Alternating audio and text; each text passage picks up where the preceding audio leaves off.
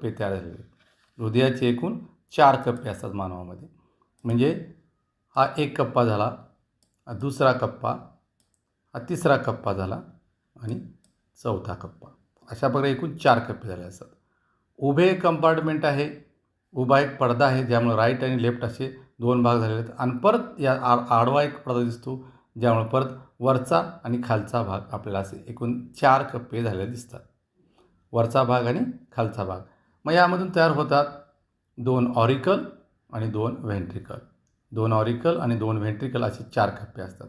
आपल्याला इथे दिसतं लेफ्ट व्हेंट्रिकल आणि राईट व्हेंट्रिकल. हे राईट व्हेंट्रिकलचा भाग आहे.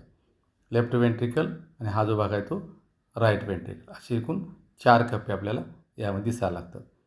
तर या कप्प्यामुळं या हार्टचे एकूण 4 वेगवेगळ्या कंपार्टमेंटमुळं हार्टचे एकूण 4 भाग होतात